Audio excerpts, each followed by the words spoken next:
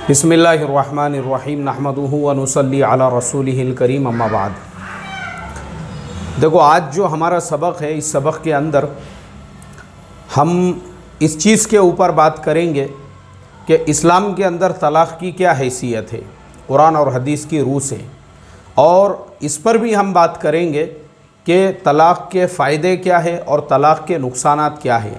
इसलिए कि अल्लाह तबारक व तआला ने किसी चीज़ को मशरूअ फ़रमाया है तो हमने उसके दोनों साइड देखना चाहिए, क्योंकि अल्लाह ताला के तमाम अहकाम जो है या अल्लाह तबारक व तआला की तरफ से वो सारी चीज़ें जो हमारे लिए मुबाह की गई है, उसमें हमारा दुनिया और आखिरत का कोई ना कोई फ़ायदा छुपा हुआ है।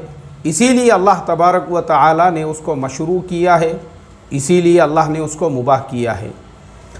तलाक़ का लफ्ज़ सुनते ही सबसे पहले तो हम लोगों को एक ऐसा महसूस होता है कि यार तलाक़ यानी एक आपस में जुदाई वाली चीज़, आपस में जो है एक दूसरे से जुदा करने वाली बात। लेकिन इस पे और आगे बात करने से बेहतर ये है कि हम बहिश्ती ज़ेवर की पहले इबारत पढ़ लेते हैं। हज़रत थानवी रहमतुल्लाह अलैह ने उन अहादीस को जमा किया है तलाक़ के बारे में। ये बहिश्ती ज़ेवर किताबुत तलाक़ मेरे सामने खुली हुई है। हदीस शरीफ में है, अल्लाह तबारक व तआला के नज़दीक हलाल चीज़ों में सबसे ज़्यादा नापसंदीदा चीज़ तलाक़ है। मतलब ये है कि तलाक़ ज़रूरत के तहत जायज़ रखी गई है, बग़ैर ज़रूरत तलाक़ देना बहुत बुरी बात है। अब ज़रूरत के तहत में तलाक़ को जो जायज़ रखा गया है वो किस ज़रूरत के तहत में जायज़ रखा गया है, इस पे हम आगे बात करेंगे। बग़ैर ज़रूरत के तलाक़ देना बहुत बुरी बात है, इसलिए कि निकाह तो आपस में उल्फत, मोहब्बत और मियाँ बीवी की राहत के लिए होता है। तलाक़ से इन नेक मकासिद का रास्ता बंद हो जाता है और अल्लाह ताला की नेमत की नाशुक्री होती है। दोनों को परेशानी होती है, आपस में दुश्मनी होती है। नीज़ इसकी वजह से बीवी के दीगर रिश्तेदारों से भी दुश्मनी पैदा हो जाती है। जहाँ तक हो सके हरगिज़ ऐसा नहीं करना चाहिए। मियाँ बीवी को एक दूसरे को बर्दाश्त करना चाहिए, प्यार मोहब्बत से रहना चाहिए। अलबत्ता अगर आपस में ऐसी नफ़रत हो गई कि एक दूसरे के हुकूक़ ज़ाय करने का अंदेशा पैदा हो गया, निबाह की कोई सूरत मुमकिन ना रही, तो ऐसी हालत में तलाक़ देने में कोई हर्ज नहीं। हदीस में है औरतों को तलाक़ ना दी जाए मगर बदचलनी की वजह से, इसलिए कि अल्लाह ताला पसंद नहीं करता बहुत मज़ा चखने वाले मर्दों और बहुत मज़ा चखने वाली औरतों को। इससे मालूम हुआ कि अगर औरत की पाक दामनी में कुछ खलल पैदा हो जाए, इसकी वजह से तलाक़ दे देना दुरुस्त है। इसी तरह और भी कोई ऐसा सबब हो तो हरज नहीं है। हदीस में है निकाह करो और तलाक़ न दो, इसलिए कि तलाक़ देने से अर्श हिल जाता है। अब देखो, ये सारी अहादीस जो अभी हमने हदीस की किताब जो अभी हमने बहिश्ती ज़ेवर के अंदर पढ़ी है, ये सारी जो अहादीस है, इन सारी हदीसों के अंदर दोनों चीज़ों को, दोनों जो पहलू है, दोनों जो पॉइंट्स है, तलाक़ की जो बुराइयां हैं वो भी इसके अंदर बयान की गई है। और ये भी बयान किया गया है कि अल्लाह के नज़दीक सबसे ज़्यादा नापसंदीदा चीज़ तलाक़ है। लेकिन जहाँ ज़रूरत हो वहाँ पे तलाक़ देने की आपको इसीलिए शरीयत ने इजाज़त दी है जहाँ ज़रूरत हो। और ज़रूरत किसे कहते हैं, मैं अभी आपको वो भी थोड़ा सा क्लियर करके बताता हूँ। जैसे अहमदाबाद की वो लड़की आयशा, जिसने ख़ुदकुशी की, अपनी जान दे दी, और उससे पहले उसने एक वीडियो बनाया। आपको पता है उस एक लड़की के गलत वीडियो बनाने से समाज को क्या मैसेज गया, उसकी वजह से इतना निगेटिव मैसेज समाज के अंदर फैला है। आज कई शहरों से ऐसी खबरें पढ़ने और सुनने के लिए मिल रही है। मुसलमान लड़कियां वैसे ही वीडियो बनाकर, वैसे ही लेटर लिखकर अपने हाथों से अपनी जान की दुश्मन बन रही है, अपने हाथों से अपनी खुदकुशियाँ कर रही है, सिर्फ़ और सिर्फ इस वजह से कि वो एक आयशा ने पूरी कौम को के लड़कियों को गलत रास्ते पे खड़ा कर दिया।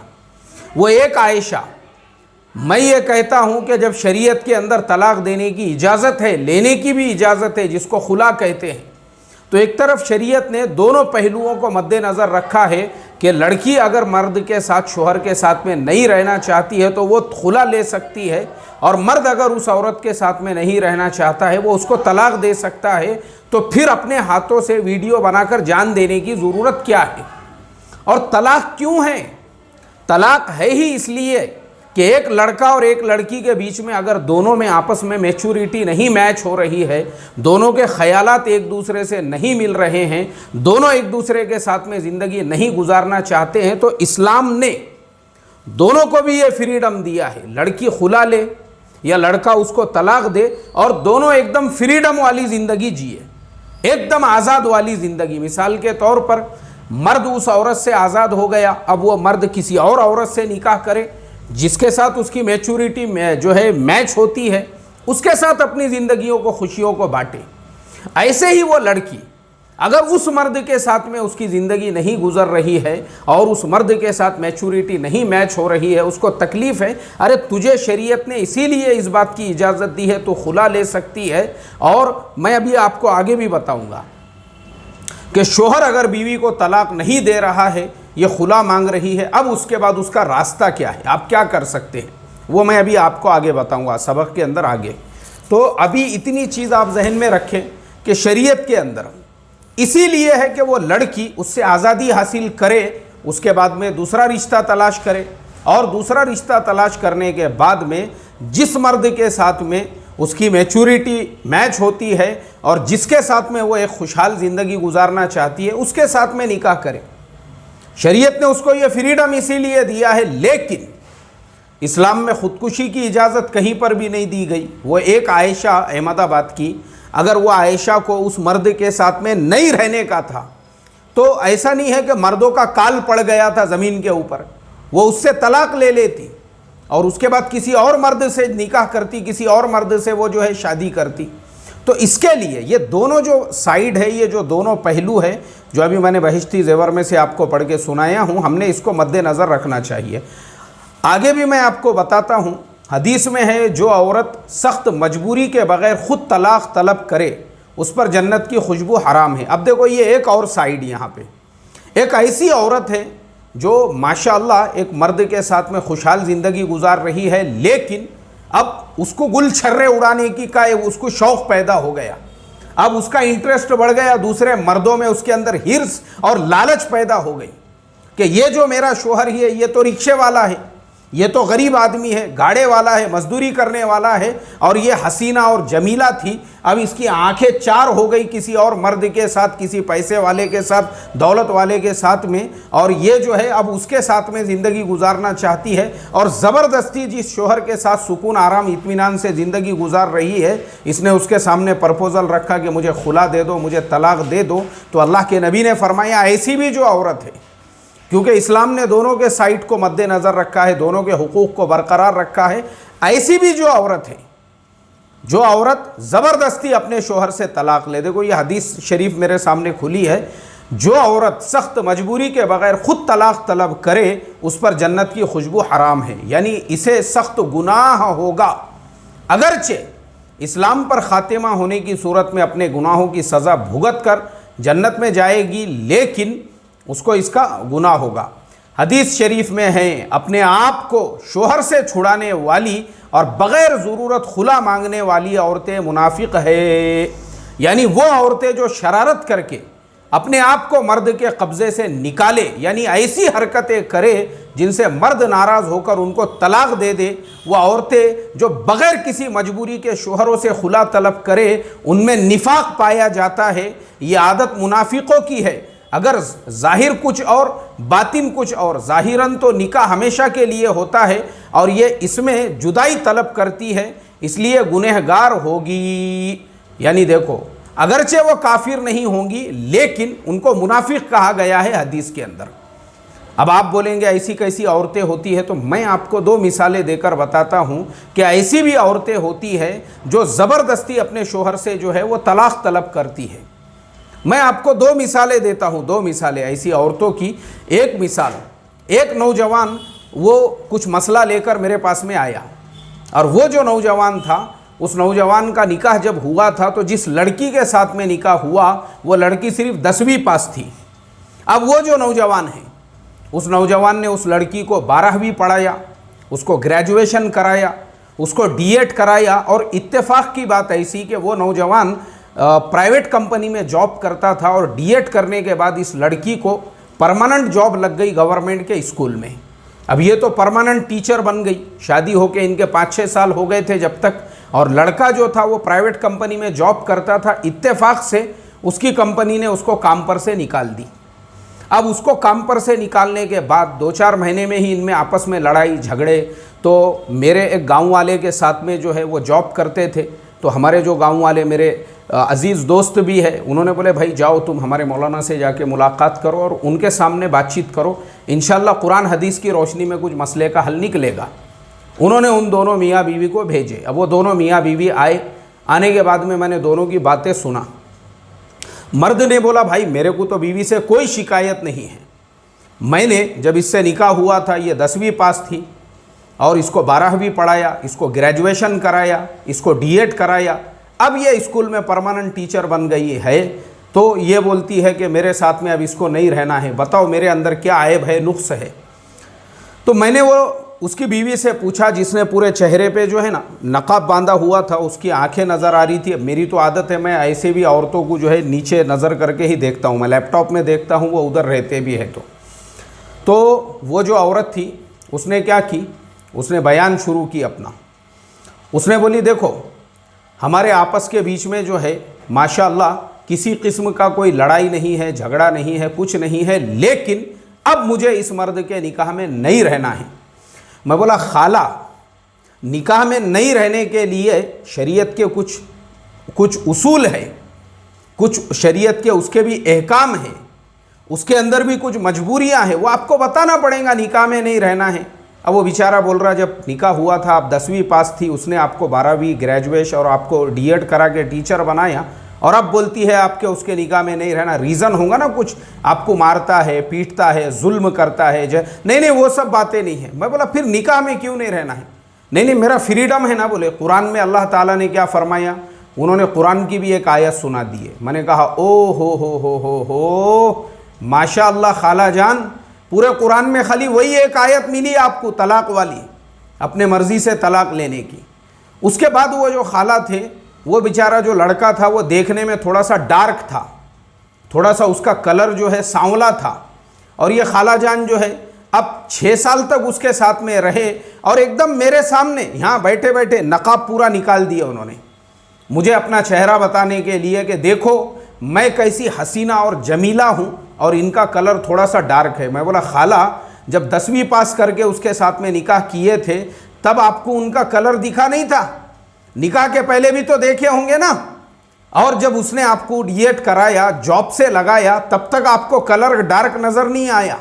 अब जैसे ही आप गवर्नमेंट टीचर बन गई, आपकी सैलरी मिलने लग गई, वाह माशाअल्लाह, अब आपको वो बेचारे का कलर भी डार्क और अपना खुद का कलर, अपनी हसीना जमीला नज़र आ रही है, और वो आपको काला नज़र आ रहा है। यार ये मुनाफिकत की इंतहा हो गई। वो जो हदीस में है ना, बिल्कुल सही फरमाया, उसके अंदर बिल्कुल सही फरमाया। ये जो हदीस है ना, ये कि अपने आप को शोहर से छुड़ाने वाली और बग़ैर ज़रूरत के खुला मांगने वाली औरतें मुनाफिक है, ये बिल्कुल सही है हदीस के अंदर जो जुमला है। तो क्या होता है, इस तरीक़े के वाक़यात पेश आते हैं, इस तरीक़े के हादसात पेश आते हैं बग़ैर ज़रूरत के। हाँ, जहाँ ज़रूरत है, शोहर जुल्म कर रहा है, आपकी मैच्योरिटी मैच नहीं हो रही है, बात बात पे आपको ताने दे रहा है, आप वहाँ पे ज़हनी तौर पे कंफर्टेबल नहीं फील कर रही हो, तो इस्लाम ने खुद आपको इस बात की इजाज़त दिया है, आप तलाक उससे मांग सकती हो, तलब कर सकती हो, खुला मांग सकती हो। तो ये जो आज का हमारा बयान है तलाक और खुला का, तो अभी हमने इसके अंदर यही बयान किया आपको, तलाक कब लेना चाहिए और कौन सी सूरतें हैं जो शरीयत ने इसको जो है ना एकदम मना किया। अब मैं आपको बहिश्ती ज़ेवर में से ही पढ़कर सुनाता हूँ तलाक लेने के और खुला के तरीक़े क्या है। तो तलाक का सबसे पहला जो देने का तरीक़ा है, अगर किसी ज़रूरत से तलाक देनी पड़े तो उसके 3 तरीक़े हैं, एक बहुत अच्छा, दूसरे अच्छा, तीसरा बिदअत और हराम। सबसे अच्छा तरीक़ा यह है कि मर्द बीवी को ऐसे वक्त जिसमें माहवारी वग़ैरह से औरत पाक हो, एक तलाक दे, मगर यह भी शर्त है कि पाकी के इस तमाम ज़माने में सोहबत ना की हो और इद्दत गुज़रने तक फिर मज़ीद तलाक़ ना दें। इद्दत गुज़रने से ख़ुद ही निकाह ख़त्म हो जाएगा, एक से ज़्यादा तलाक़ देने की ज़रूरत नहीं, इसलिए कि तलाक़ सख्त मजबूरी में जायज़ रखी गई है, लिहाजा बक़द्र ज़रूरत ही काफ़ी है, कई तलाक़ों की ज़रूरत नहीं। अच्छा तरीक़ा यह है उसको पाकी के 3 ज़मानों में 3 तलाक़ें दे, इस दौरान पाकी के बावजूद सोहबत ना करे। बिदअत और हराम तरीक़ा यह है जो इन दोनों सूरतों के ख़िलाफ़ हो, मसलन 3 तलाक़ एक साथ में दे दे, या हैज़ की हालत में तलाक़ दे, या जिस पाकी में सोहबत की थी उसमें तलाक़ दे। इन सूरतों में अगरचे तलाक़ वाक़े हो जाएगी मगर गुनहगार होगा। देखो अब ये सब जो तरीक़े हैं, ये सब जो है मैंने अभी आप लोगों के सामने जो बयान किए, ये सब तलाक़ के तरीक़े हैं और तलाक़ की अक़साम वग़ैरह भी है। तो ये सब जो है ना तफ़सीली इसका जो बयान है तलाक़ है और ये है। अब चूँकि हमारे पास में वक्त की कमी है और हमारा जो दूल्हा दुल्हन कोर्स है, इस कोर्स के एतबार से आप लोगों का जो है तकरीबन कोर्स मुकम्मल हो चुका है, उसके बावजूद भी मैं ये चाहता था कि आप लोगों को ये सबक पढ़ाऊँ, तो इसके लिए हमने जो है ये तलाक़ का बयान आज लिया है। लेकिन फिर भी मैंने सोचा कि नहीं, आप लोगों को तलाक़ और खुला ये सारी बातें भी आप लोगों के सामने आ जाना चाहिए, ताकि हमारे जो स्टूडेंट्स हैं उनको बेसिक ये जो सारे मसले मसाइल है ये भी पता हो सके कि कोई जो है मजबूरी में, यानी आपको भी फ्यूचर में कभी ज़रूरत पड़ जाए तलाक़ लेने की या खुला लेने की, तो आप इसको नाजायज़ ना समझे, आप इसको हराम ना समझे, बल्कि शरीयत ने आपको इसकी इजाज़त दी है, तो बिल्कुल आप जो है ले सकते हैं अपनी, यानी बजाय इसके कि कोई ख़ुदकुशी वाला कदम उठाए या कोई गलत कदम उठाए। अब खुला जो है मैं थोड़ा सा उसका भी बयान कर देता हूँ। अगर मियाँ बीवी में किसी तरह निबाह ना हो सके और मर्द तलाक़ भी ना देता हो, तो औरत के लिए जायज़ है कि कुछ माल देकर या अपना महर देकर मर्द से कहे इतना रुपया लेकर मेरी जान छोड़ दो, या यूँ कहे जो मेरा महर तेरे ज़िम्मे है उसके एवज़ मेरी जान छोड़ दो। इसके जवाब में मर्द कहे मैंने छोड़ दिया, तो उससे औरत पर एक तलाक़ बाइन पड़ गई। मर्द को इसमें रुजू का इख्तियार नहीं, अलबत्ता अगर मर्द ने इसी जगह बैठे बैठे जवाब नहीं दिया बल्कि उस जगह से उड़ गया, या मर्द तो नहीं उठा औरत उड़ गई, फिर मर्द ने कहा मैंने छोड़ दिया, इससे कुछ नहीं हुआ, जवाब और सवाल दोनों एक ही जगह होने चाहिए। इस तरह निकाह ख़त्म करके जान छुड़ाने को खुला कहते हैं। देखो ये सारे वाक़यात जो मैं आपको सुना रहा हूँ, ये सारी बातें, ये सब बहिश्ती ज़ेवर के अंदर आपको मिलेंगी। अगर आपको बाद में भी किताब में देखना है तो आप बहिश्ती ज़ेवर के अंदर ये सारे अहकामात देख सकती हैं। अब आगे, अब मैं आपको और कुछ काम की चीज़ें बताता हूँ। अब मान लो आपको तलाक़ और खुला जो है अगर दारुल क़ज़ा दारुल इफ्ता से लेना है। अब देखो बहुत सारे अहकाम जो है ना वो भी आपको पता होना चाहिए। बाज़ औक़ात ऐसा होता है कि हम लोग परेशान होते हैं ज़हनी तौर पर कि भाई हमको तलाक़ लेना है, अब हमको खुला लेना है, तो ऐसी हालत में हमने कहाँ जाना चाहिए, किससे कांटेक्ट करना चाहिए, किससे रब्त करना चाहिए। तो इसके लिए आप लोग याद रखें, हमारे हर शहर में एक दारुल क़ज़ा होना चाहिए या दारुल इफ्ता होना चाहिए। जहाँ दारुल इफ्ता है, दारुल इफ्ता वाले फिर उनको दारुल क़ज़ा भेजें। दारुल क़ज़ा वक्त की सबसे बड़ी ज़रूरत है, ये हमारे हर शहर में होना चाहिए, ताकि दारुल क़ज़ा के ज़रिए से ये जो मसले मसाइल है ये हल हो सके। और आगे, अब देखो मैं आपको आगे और एक ऐसा मसला बताने वाला हूँ जहाँ पे मर्द जो है वो लापता हो चुका है। अब औरत परेशान हाल है, क्योंकि यहाँ 2 सूरतें मैं आपको बताऊँगा। पहली सूरत तो ये है कि मर्द तलाक़ नहीं दे रहा है, और दूसरी सूरत ये है कि मर्द लापता हो गया है। उस औरत को उस मर्द से निकाह से बाहर निकलना है और किसी और से उसको निकाह करना है और अपने एतबार से उसको अपनी ज़िंदगी गुजारना है, क्योंकि उस मर्द के निकाह में वो जकड़ी हुई है और कुछ कर नहीं पा रही है। अब वो मर्द जो है वो लापता हो चुका है। तो हज़रत थानवी रहमतुल्लाह अलैह ने आगे जो है मफ़क़ूदुल ख़बर के भी अहकाम लिखे हैं। ये सफ़ा नंबर 75 पर है, बहिश्ती ज़ेवर में ही, लापता शख्स की बीवी का हुक्म। अब मैं आपको पहले ये मसला पढ़ के सुना देता हूँ। जिस औरत का शोहर लापता हो जाए और ये मालूम ना हो कि वो कहाँ है, ज़िंदा है या मुर्दा है, औरत उसके लिए इंतज़ार भी नहीं कर सकती, तो उस शोहर से अलहदगी की सूरत ये है कि औरत शरई काजी की अदालत में अपना मुकदमा पेश करे और शरई शहादत के ज़रिए ये साबित करे कि मेरा निकाह फ़लाँ शख्स से हुआ था। उसके बाद गवाहों से उसका लापता होना साबित कर दे। उसके बाद काजी ख़ुद भी उस शख्स की तहक़ीक़ व तलाश कराए। जब किसी भी ज़रिए से उसकी कोई ख़बर या पता मिलने से मायूस हो जाए तो काजी औरत को 4 साल तक इंतज़ार करने का हुक्म दे। फिर अगर इन 4 सालों में भी किसी तरह उस शख्स का हाल मालूम ना हुआ हो तो 4 साल ख़त्म होने पर उस शख्स को मुर्दा तस्वुर किया जाएगा। 4 साल पूरे होने पर औरत दोबारा काजी के पास जाए। काजी उस शख्स की मौत का हुक्म लगाकर औरत को 4 महीने 10 दिन इद्दत गुजारने का हुक्म देगा और इद्दत के इख्तिताम पर औरत को दूसरी जगह निकाह करने का इख्तियार होगा। अब देखो, मैंने अभी जो दारुल क़ज़ा का मसला बयान किया, ये दारुल क़ज़ा हर शहर में होगा तो इस तरीक़े के मसले हल होंगे। अब किसी शहर में अगर बाज़ाब्ता तरबियत याफ्ता मुफ्ती नहीं है तो ऐसे शहर के अंदर जो शहर के उलामा हैं उनके लिए हज़रत थानवी रहमतुल्लाह अलैह ने आगे लिखा, जहाँ शरई काजी न हो वहाँ मुस्तनद उलामा की मजलिस का फ़ैसला काजी के फ़ैसले के बराबर समझा जाएगा। इसका मतलब ये है कि हर शहर के अंदर उलामा की हर महीने में एक मीटिंग होना चाहिए और इस तरीक़े के मसाइल उसमें आना चाहिए, और वो जो मजलिस उलामा हैं वो भी अगर उस औरत के हक़ में इस तरीक़े का फ़ैसला देती है तो वो भी शरई काजी के फ़ैसले के बराबर समझा जाएगा। ये सब बातें हमारे बुज़ुर्गों ने, हमारे बड़ों ने जो है किताबों के अंदर लिख दी है। तो इसके लिए हमारे जो दूल्हा दुल्हन कोर्स के स्टूडेंट्स हैं उन तमाम को अब मैं यही कहना चाहूँगा कि आज के सबक का ख़ुलासा यही है कि जहाँ शरीयत के अंदर तलाक़ के यानी तलाक़ को जो उसकी मज़म्मत बयान की गई है, वहीं पर जब मजबूरी है तो मजबूरी की सूरत में आपने बिल्कुल तलाक़ या खुला लेकर अपनी जान छुड़ाना चाहिए और उसके बाद किसी और से निकाह करके आप अपनी ज़िंदगी गुजार सकते हो, बजाय इसके कि एक वीडियो बना रहे और ख़ुदकुशी कर रहे और समाज को एक गलत मैसेज दे रहे हैं जो कुरान और सुन्नत के ख़िलाफ़ है। इससे अल्लाह हमारी हिफाजत फरमाए। दूसरी चीज़, तलाक़ का सही तरीक़ा और खुला का जो सही तरीक़ा वो हमने बता दी है, और उसके लिए आप अपने शहर की दारुल क़ज़ा से रब्त करें। और तीसरी चीज़, जिसका शोहर मफ़क़ूदुल ख़बर भी अगर हो जाता है वो भी दारुल क़ज़ा से जो है रब्त करे, कांटेक्ट करे। और चौथी चीज़ मैं ये बता दूं आप लोगों को, अल्लाह के वास्ते आपके मियाँ बीवी के कितने भी बड़े मसाइल हो, कैसे भी लड़ाई झगड़े हो, उसको पुलिस स्टेशन, कोर्ट कचहरी तक ना पहुंचाए। मैंने अपनी गुनहगार आंखों से ऐसी भी औरतें देखा हूं जिनके 14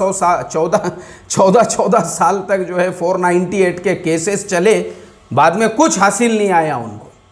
सिर्फ बर्बादी है ये। बस खुदा रसूल के अहकाम को छोड़कर अगर आप कोर्ट कचहरी के चक्करों में पड़ोगे, आप पुलिस स्टेशन के चक्करों में पड़ोगे ना, सिर्फ टाइम की बर्बादी है। बल्कि वो भी आपको आखिर में यही बोलेंगे, अरे भाई तुम्हारा ये फैमिली का मैटर है, तुम्हारे धर्म के लोगों के साथ में बैठो और इसको हल करो। ये जज साहब ने कही हुई बात मैं बता रहा हूँ, एक केस के सिलसिले में जो तकरीबन 12 से 15 साल चला। कुछ नहीं, जज ने बोला यार ये तुम्हारा फैमिली मैटर है, इसको तुम्हारे मस्जिदों में हल करना चाहिए, तुम कहाँ यहाँ 15-15 साल चक्कर मारते बैठे कोर्ट कचहरी के। तो अल्लाह से यही दुआ करता हूँ, अल्लाह ताला हम तमाम को समझ अता फ़रमाएँ और अल्लाह ताला हमारा ये कोर्स आज आप लोगों का आखिरी सबक था, इसको बेइंतहा कबूल फ़रमाएँ। और आप तमाम लोगों से भी मेरी दरख्वास्त है, जैसा हमारा रोज़ाना का मामूल है, सबक ख़त्म होने के बाद 15 मिनट का टाइम आप लोगों को सवाल जवाब के लिए दिया जाता है। तो आपसे मेरी रिक्वेस्ट है, अब किसका जो सवाल है वो आप बिल्कुल हमको व्हाट्सएप पे मैसेज कीजिए, इंशाअल्लाह हम आपके सवाल का जवाब देंगे। और बाकी तमाम आप लोगों से ये भी रिक्वेस्ट है कि अगर आप लोगों को इस दूल्हा दुल्हन कोर्स से बेइंतहा फ़ायदा हुआ है तो अगली जो बैच है उसके लिए अपने घर के जो दीगर लोग हैं, अपने जान पहचान वाले, अपने दोस्त अहबाब के एडमिशन ज़रूर कराएं। रमज़ान का महीना सामने है तो रमज़ान का 1 महीना हमारा कोर्स बंद रहेगा, इसलिए 11 अप्रैल से जो नई बैच शुरू होने वाली है वो नहीं होंगी। उसकी बजाय मई के महीने में, रमज़ान का जो महीना है, देखो मई का जो महीना है, रमज़ान यानी रमज़ान की जो ईद है वो कितनी तारीख़ को होंगी वो हम देखेंगे। रमज़ान की ईद जो है मई में, 1 मिनट इधर ले कैलेंडर, रमज़ानुल मुबारक की जो ईद है वो होगी शब क़द्र 9 मई को है और 12 मई 13 मई को और 14 मई को ईद उल फित्र है समझो, तो 15 या 16 तारीख से यानी 16 मई से इंशाअल्लाह हमारी जो है नई क्लास अगली 16 मई से शुरू होंगी। अगली जो क्लास रहेगी वो 16 मई से शुरू होंगी। तो आप तमाम से मेरी रिक्वेस्ट और दरख्वास्त है कि 16 मई से नए कोर्स के लिए जो एडमिशन्स है अभी से आप मैसेज करा के उनके एडमिशन्स कंफर्म करा सकते हैं। अल्लाह ताला हम तमाम को अमल की तौफीक अता फ़रमाएँ। अस्सलामु अलैकुम व रहमतुल्लाहि व बरकातुहू।